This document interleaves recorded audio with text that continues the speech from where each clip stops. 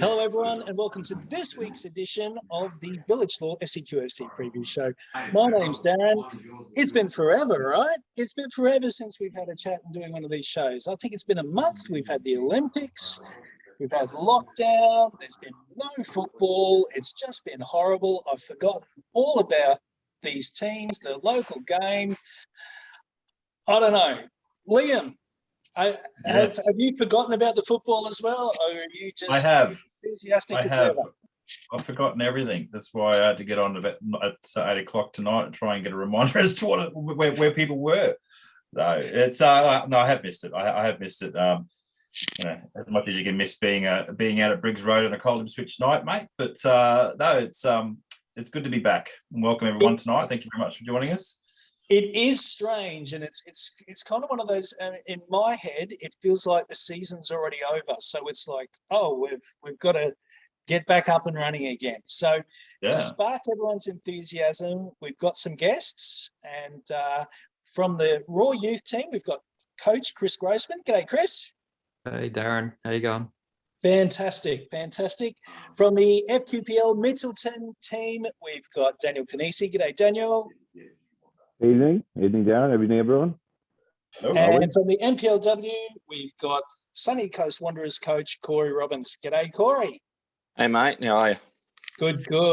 All right. Now, let's get into the NPL. Chris, this is your first time on the show, so we'll ask a few general questions about the Raw Youth, and then we'll get into everything else. Now, this is tongue in cheek, right? But Raw Youth coach has got to be the easiest gig that's going, right? You get the job. It doesn't matter if you lose every game, you still stay in the NPL. All you've got to do is develop players. How easy is that, right? Yeah, it's simple. It's where do I sign? It's been a good experience. It's good to be able to work in an environment where we've got the best young kids and they want to succeed. They want to continue to keep pushing, and they've got ambitions in a professional environment to succeed. So it's when you look at it, it is quite an easy job when you've got the right setup for them to be able to push forward. And at the end of the day, they're the ones that create the environment. So it is quite easy on that front, but there's a lot more to it, I'm sure, as everyone understands, than just that. So, but so far so good. Tell us a bit about those other things. I think it provides us challenges, as the last few years have. I think players bouncing up, which is as you mentioned before, exactly the reason why the academy is there, for players to get opportunities. But it's planning, it's making sure that you've got contingencies in place for when that moment does happen, that they're ready to step in and they're ready to be able to do the job. That's important. And I think future planning as well, like we want to be successful, we want to be competitive week in, week out, year in, year out. So we need to make sure we're providing the right opportunities for the next young players coming in. And that's that takes time. It's sometimes we have gaps we need to fill, sometimes players take longer, and sometimes there's a lot of competition for places, so we need to be flexible with formations and the way we deal with things. So yeah, it's been tough, but thoroughly enjoyable. So how does that work, Chris, when you've just got this pool of players that the Raw just say, here you go, develop them, make them awesome? How does it go with positions? Are these players that have natural positions that you just developed? Are you shoehorning players into other positions? How does that all eventuate? I think it's all about getting to know the person. I think some players with attributes for certain positions are quite easy to fix. I think there's some other players which have the attributes, but they might be a striker and they have attributes of a midfielder or a more defensive minded player. So those ones are probably the challenge, to try and get the best out of their attributes. I think a lot of kids growing up these days, they want to score goals. So they all want to be strikers, and there's a lack of midfielders and probably even defenders. So we work hard at trying to find a balance across our academy of when they first come in at under 13s of where we think they might be. But a perfect story would be our captain at the moment, Harry Talbot. He came in my first game when I started 5 years ago. Now I played him as a centre half. And I thought, that's probably a place where he can learn some of the game. And we had a really good conversation a couple of weeks later, and he said he was a midfielder, and he's only gone from strength to strength in the midfield for us. So it's an interesting career progression for a lot of these players in playing different positions, but in the age group that we're working with, I think they probably have to be pigeonholed into one position to understand the depth of information and knowledge that we're after in detail, that we're after as we move forward into the professional ranks. Now, in previous seasons with the Raw Youth, we've had sides that have shown promise in the past, then players have been lured away to other clubs that have signed contracts elsewhere. It's been a different story this year, hasn't it? Yeah, it has been. It's been, I think, for everyone, it's been an interesting year. I think, with COVID this year, it's thrown a fair few curveballs into play because, we're probably into the last few rounds of the season now. And, we've still got, up to 12 games to potentially play. So, games are going to come thick and fast now, which is fantastic for our players.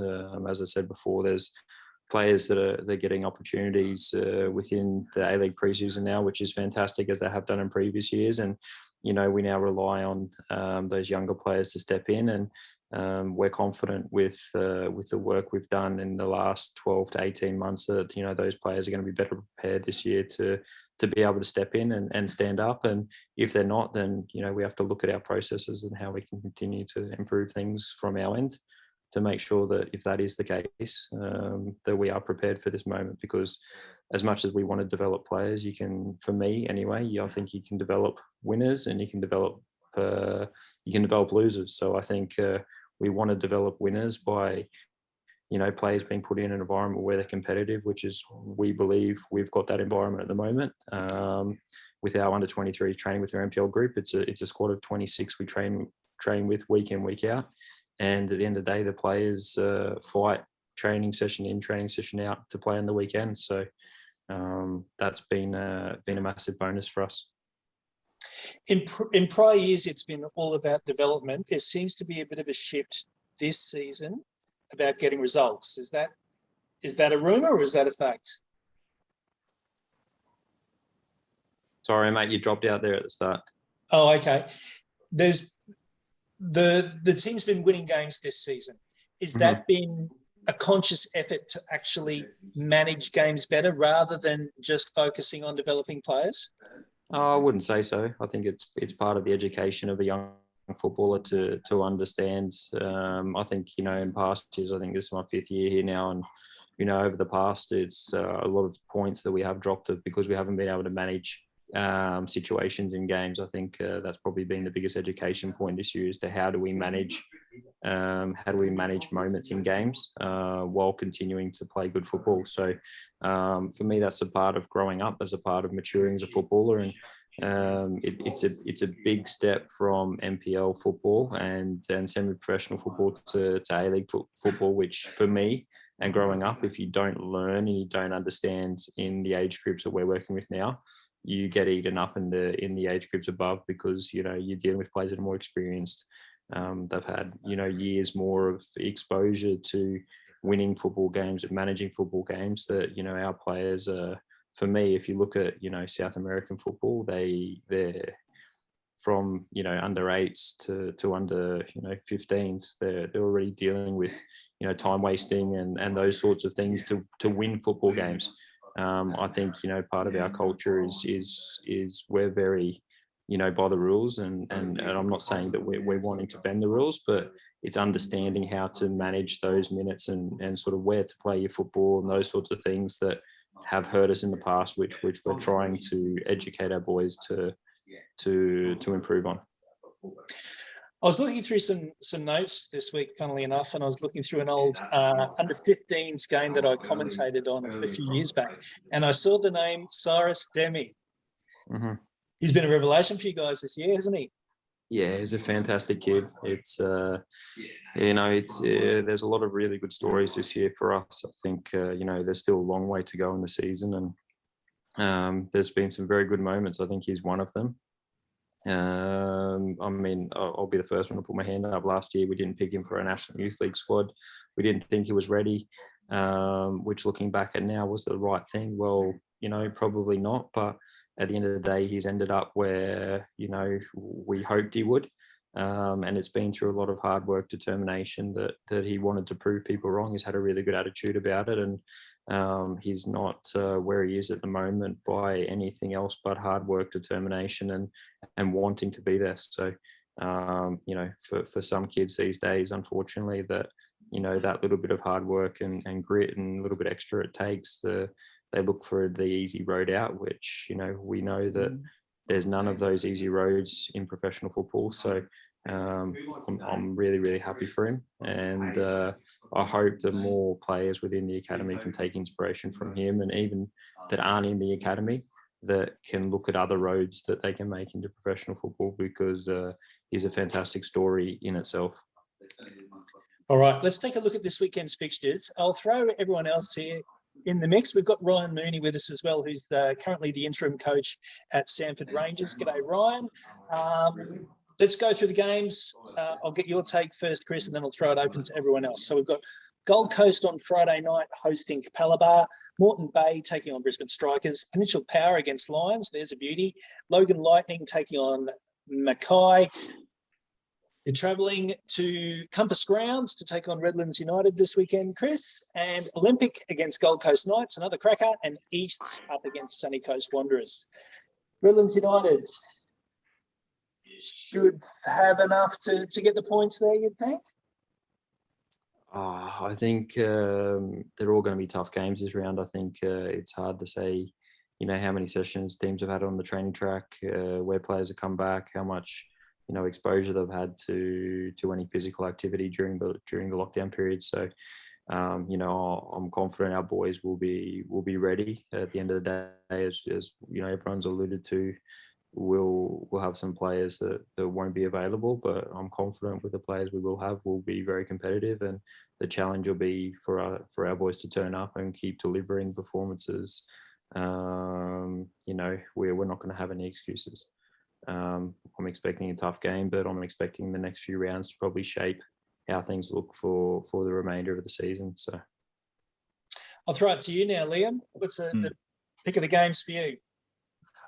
Pick of the games would be Olympic and Knights, but I think that'll be a cracking match. I think one to look for too, Logan and Magpies Crusaders United. Now, they haven't been in lockdown, as you allude to in FQPO one with Toowoomba. They haven't been in lockdown, so they've been able to keep training and probably having inter-club matches and stuff. So they'll come down fit and ready to fire. And Logan, you'd hope that they've been managed, that they can come into the game, ready to go. But that'd be an interesting one to watch. What about you, Daniel? Any games there sticking out for you? East and Wanderers will be interesting, and also should be a cracker with Power and Lions. Even Strikers, Moreton Bay. I mean, they're all going to be interesting. You just don't know. You can't go off form 3 weeks ago now. It's not quite a clean slate, but it's certainly going to be slightly different in the first two games back. After that, it will even out, I think. But this week and next week, we'll certainly expect maybe the odd different result. Yeah, so I mean, lockdown's obviously given everyone a chance to recoup and recover. I think, Daniel, you were telling me that going into the break, you had 9 players out. Is that right? Now how many have you got? Well, before training, I thought everything was okay. I think we're probably up to 11 now. Oh, really? So, no! Oh, that's a bit rubbish. Yeah, it is what it is. It's as I said, it's one of those things. Some of them are just very, very uncanny unfortunate injuries. There's no real sort of soft tissue or it's just, playing on a certain pitch when we come back and rolled ankle and that kind of stuff. So, yeah, it is what it is. And I said, we'll deal with it. But for the other boys, yeah, they're back. But we've got a few new injuries now, and everyone's the same.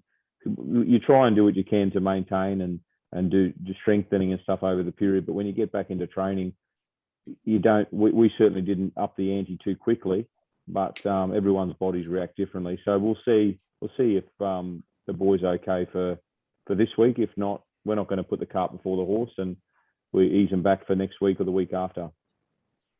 We'll come back to the FQPL. Chris, how's your squad been this season with injuries? Have you gone okay? Yeah, for the majority we've been fine. I think we had a period probably 2 or 3 weeks before the Moreton Bay game where we had Jacko Hart-Phillips and Trent Millard both out for 6 weeks, which probably hurt the balance of our squad a little bit. But other than that, we've been really good. I think the work our S&C team have done in pre-season to prepare our boys has been fantastic. It's as you mentioned at the start, it's a delight working with our boys because they continue to tick all the boxes to make sure they're ready for selection. They know if they're not ready for selection, they fall down the pecking order of things with so many players training. So, they know they need to be ready. They look after themselves outside, which is great. We've had some really tough selection headaches over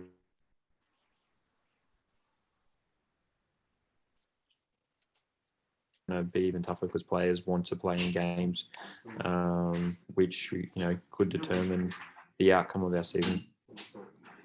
All right. Ryan Mooney, it's probably time to at least get you on the screen. So just give us a quick hello so everyone can see you. G'day. Yeah, there he is. Good stuff. Welcome, Ryan. We'll come back to you shortly. All right, let's talk NPLW now. And we're going to bring Cory into the show. Cory, congratulations, mate. You are the only team in the top 8 that's got a squad without a budget. So awesome effort to get your side up there. You took on the job this year. You went local with your players. Beck Horsey's probably your only star player that you managed to attract to the club, but she's living up there now anyway. It's a local effort, and you've done a fantastic job. Congratulations. Thanks, mate. Yeah, it's it was kind of a tough one. It was sort of our first year getting the Wanderers team back in the comp for a couple of years. Even the previous teams that have sort of been in the comp haven't really been competitive. So that was sort of just one of the biggest things. Like our goal was make sure that we're in the the top half come the split, and make sure that we're competitive against those top teams as well. So we've worked hard. We're in the spot that we want to be on, and we just got to keep going from here. What was your key to success this year? Look, I think we've just got a really good bunch of girls. They work real hard in training sessions. Whenever there's been wet weather and stuff like that, we've put in the hard yards in the gym and whatnot. There's certainly been games where maybe the football wasn't as good as it should have been. But they're a pretty gritty team. They grind out matches, they get results. They just find ways to make sure that we get the points that we need to get. And I think just that mentality has helped us along the way. And, we didn't really have a lot of expectations on us in a lot of the games either. We were sort of unknown. And I think some teams might have taken us a bit lightly early, especially just, seeing the sort of past results when the Wanderers have had teams or even, other Sunshine Coast rep teams in that competition. I think just that sort of underdog mentality has helped us a bit too. Well, you're certainly going to be underdogs this weekend as you go to Max Haynesfield to take on Capalaba. How have you gone against them earlier this season? We had a tough result against them when we played earlier. Unfortunately, it was a game where, Beck Horsey broke a foot, and I think we had like 3 or 4 other players all come off injured. And that was not counting the injuries we already had. And against, a team that's star-studded like Capalaba, it's unfortunately things that you can't really take. So, was a bit of a tough game, but we're looking a lot better this week. We've got a couple of new signings as well. Still local players, but players that we did try and get in at the start that have finally jumped on board. I think that'll help us along the way as well.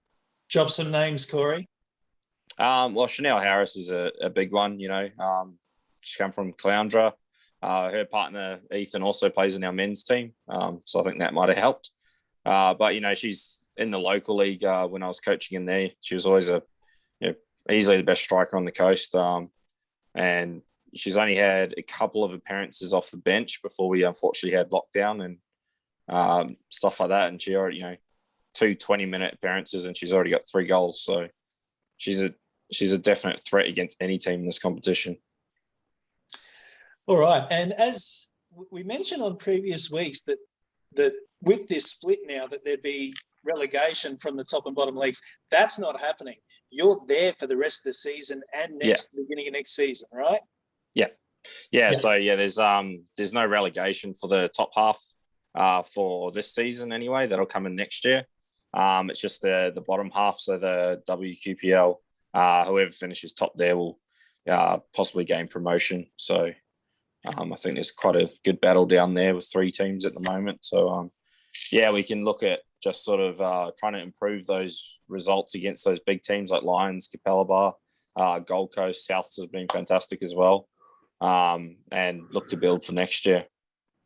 Let's have a look at this weekend's fixtures. We've got Gold Coast up against Moreton Bay, South United taking on Easts. Cory, you're playing Capella Bar, as we've already mentioned, and Lions are hosting QAS.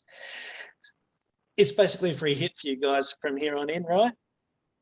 Oh, yeah. I mean, we don't really have that pressure of having to try and stay up. We're past that point, at least for this season. So we can really go into these games and just give it a real good crack. And, we are going to be the underdog for probably all of them, if not at least a good majority of them. But that just means that there's more pressure on these other teams than us. So it's, not such a bad thing.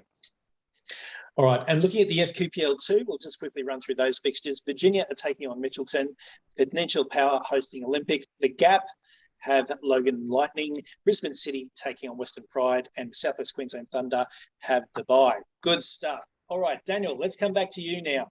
I want to ask you what you did with your squad during this off-season, during this month off that we've had. Have you been giving them individual sessions? Have you been meeting on the fly? How's it worked? Oh, we just kept training. We've been training the whole time. Kidding. No. Look, the focus was I learnt a lot from last year, and just to sort of rather than go do the Anastasia Palisade, go hard, go early. I gave them not a break, but a little bit of individual stuff to do, as well as our S&Q team. They gave S&C team. They gave a program for everyone to run through. But I didn't, especially the first 2 weeks. I was more focusing from a coaching perspective on mental health and just making sure that that when what we want to achieve is that when everyone has completed the period, that when they come back to training, that they're fresh and raring to go, rather than there's another 4 weeks added to the season. So I didn't put any expectations on them until sort of maybe when the lockdown was officially lifted, that we knew. Then sort of 4 days out from that, then we started to amp things up a little bit. But during that period, to be honest, yes, they had some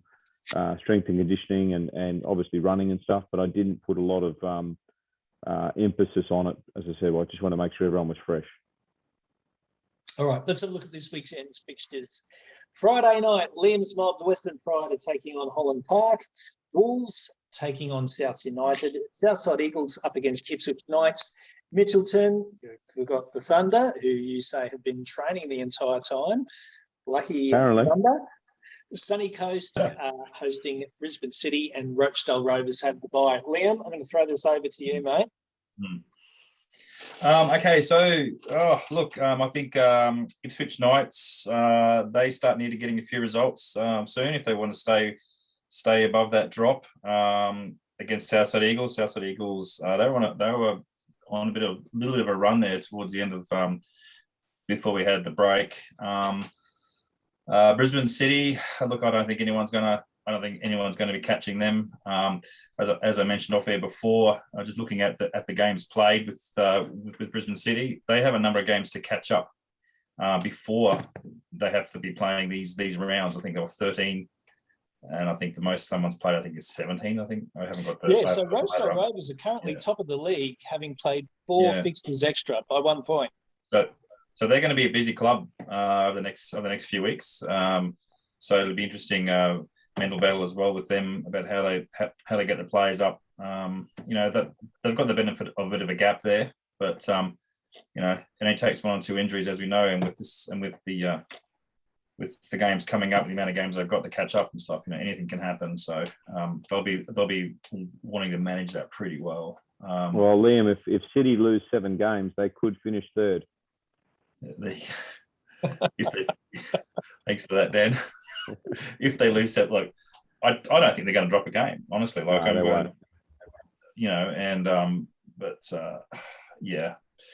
There we go. Thunder as well against your boys there, Dan. Again, they've had the benefit of probably training when the rest of the clubs really haven't had that much time together.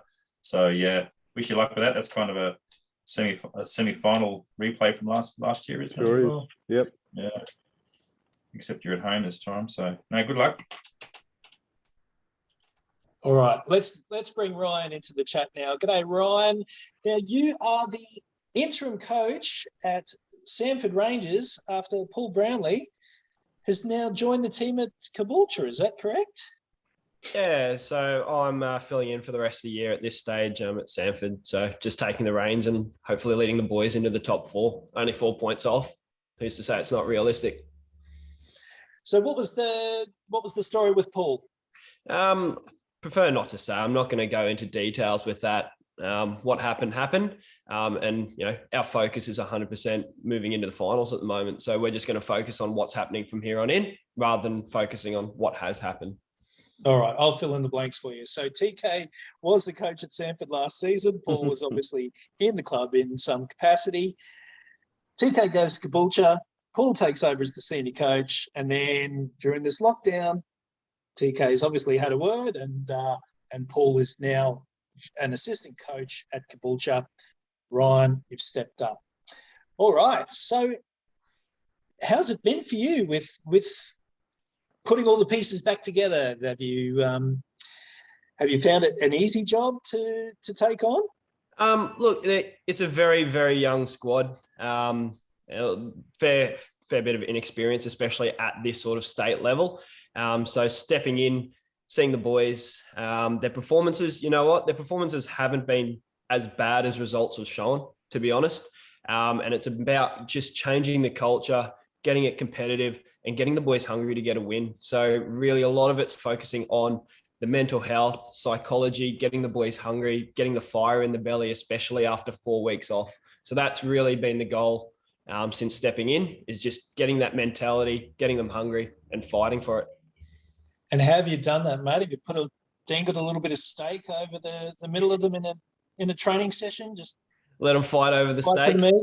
Yeah, the metaphorical stake. Yeah, they can fight for it. But it's all about fighting. And, as the 23s coach, we're second at the moment. We've got a lot of goals, 58 goals and 26 against or whatever it is, something along that, and sitting in second. So I've got a lot of boys hungry in the 23s team, and they're going to be knocking on the door for top team. So, it's about making sure top team know that I've got boys that are hungry for their spots and everyone's fighting for everyone's spot at the moment.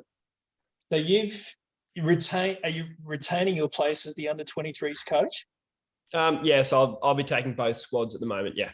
Ooh, how's that for a workload? Mate, I have all the trust in the boys. We've got a good coaching staff as well. I've got Jason and the goalkeeper coach and a few experienced senior boys in the team. And it's a really good culture there at the moment. So I have no worries at all. Chris, Daniel and Cory, I just loved the way Ryan answered that. Yep, happy days. Thank you for jumping in. All right, let's look at the FQPL fixtures this weekend, FQPL 2, of course. Caboolture are taking on Taringa. North Star up against Coomera. Virginia are hosting your side, Ryan, Samford. And Magic United are taking on Grange Thistle. Ryan, which of the, apart obviously taking on Virginia, but from the other fixtures, it's got to be Caboolture and Taringa that has the most interest, yeah? Doesn't have to be. Doesn't have to be about Caboolture or Taringa every single week. It seems to always be about those two teams. But to be fair, if you look at TK and what he's done with Caboolture, to be honest, he's done well, and everyone can poke fingers and have laughs about everything people have said online. But at the end of the day, he's top of the league. He's got X amount of points, X amount of goals. Tell him he's wrong. So you can say, yeah, that game's fun to watch, but I'm going to be closely watching the games that concern us. And the big one is North Star Coomera. Looking at North Star, similar dynamic to us with a very young squad. So it'll be interesting to see how Lee gets his boys fired up after a lockdown there. And you know what? Coomera, they fight.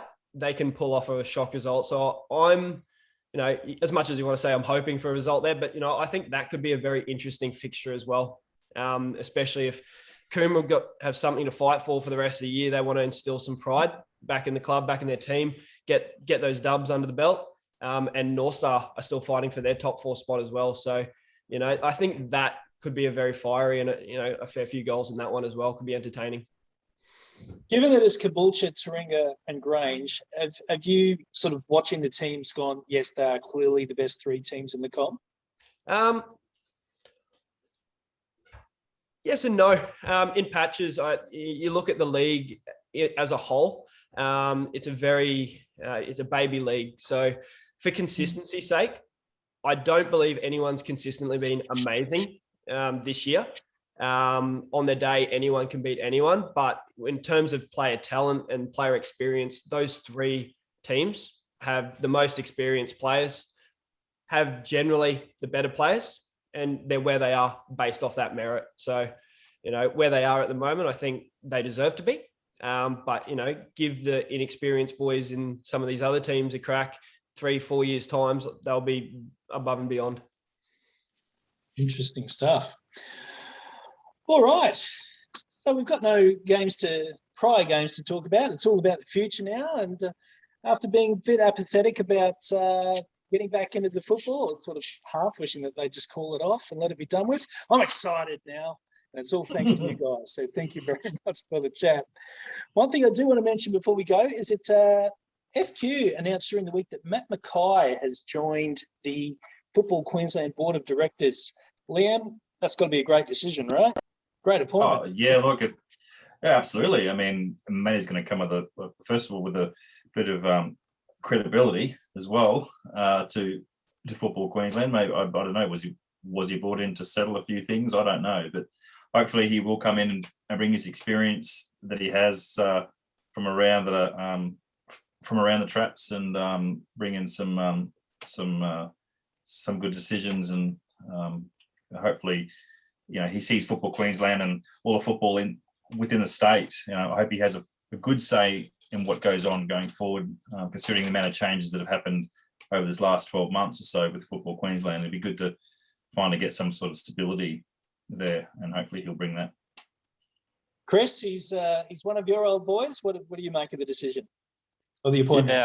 Yeah, I think sort of similar to what Liam said. I think his leadership, I think within our organisation has been immense. Like even speaking to the younger boys, they understand sort of what he means to our club. But I think bringing him into an organisation like Football Queensland, I think we'll have a lot of a lot of memories from people in Queensland. I think it'll reflect a lot on the way Football Queensland want to go about things. I think Johnny McCain in his time there was fantastic as a football person. I think Matty Mackay in there as well.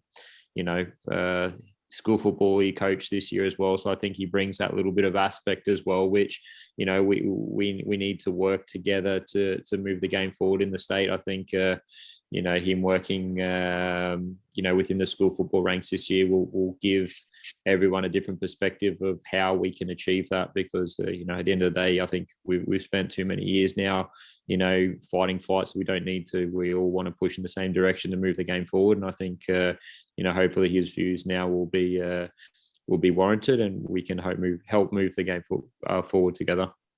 Great answer. Cory, I've got a question for you. We've seen that the Roar are announcing their signings. So we've seen Mario Lecker and Shay Connors have signed on for the Roar women's team this season. They still get to play for their clubs, don't they? So you still have to play against them over the next few weeks. Yeah. Look, unfortunately, that's probably an issue with the women's side of things, to be completely honest with you. And that's probably where, you know, the W League needs more attention and sort of, you know, more put into that as far as making it a standalone league and having these professional players signed to a professional club permanently. Unfortunately, with the, you know, WMPL, we're in a situation where players can basically play in the MPL in the off season, play W League while that's on. You know, it has its pros and cons, of course. There's probably got to be some sort of system within our league where maybe there's a point system similar to the men's. You know, there's certain teams in our competition that are basically completely full of, you know, ex-W League players. And for us trying to develop players, what are we supposed to do against that, to be honest? You know, I think that's probably something that needs to be addressed next year for sure.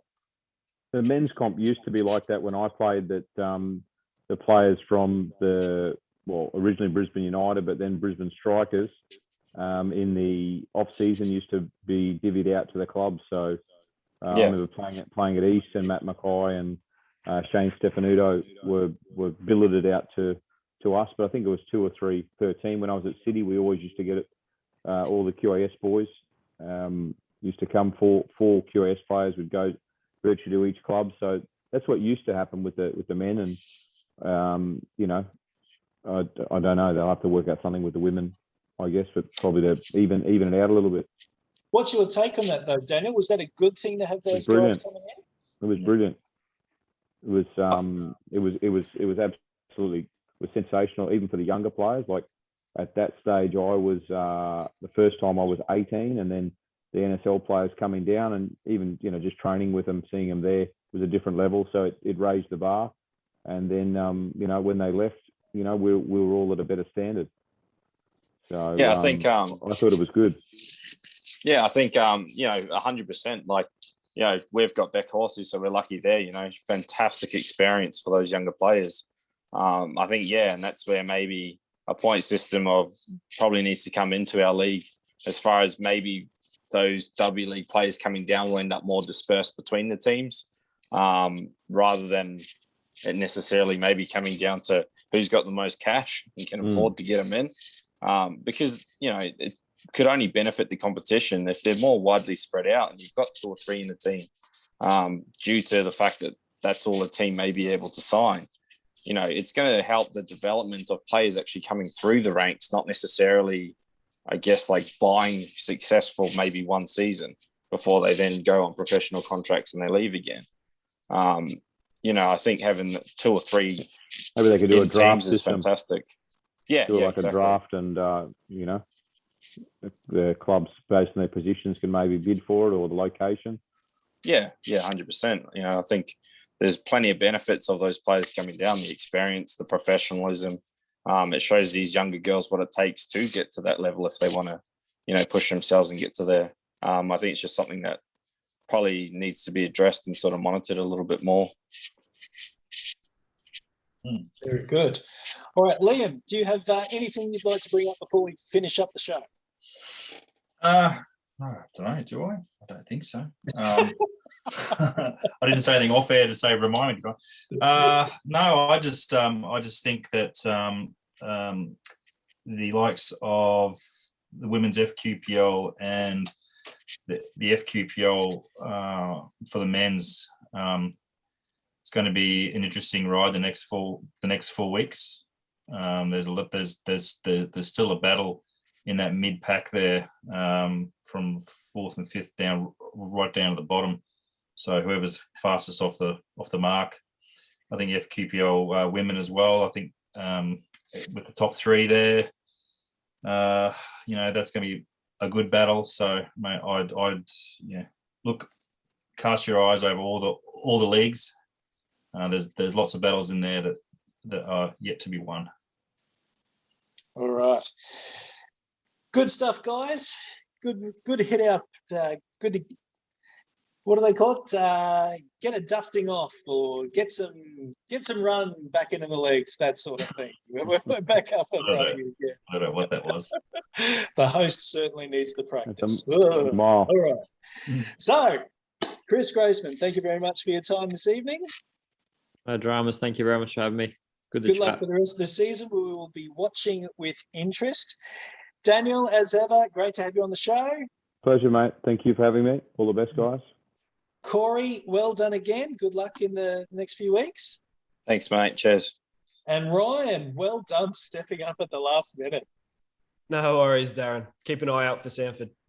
Yes, we'll Go ahead. do. We'll do. We might have to get you back on again soon after you go on this amazing winning run over the next few weeks. No, we can joke about it, but it'll happen. Watch my boys. There we go. Love that confidence. Good luck, Ryan. Good luck, Ryan. Thanks, Lliam. Good stuff. This has been the Village Law SEQFC preview show. We're just doing the one show this week. Just giving us a chance to get everything back up and running. We'll get all our other shows back online next week. So look out for those. All right. I'm Darren. We'll see you next time. Don't go anywhere.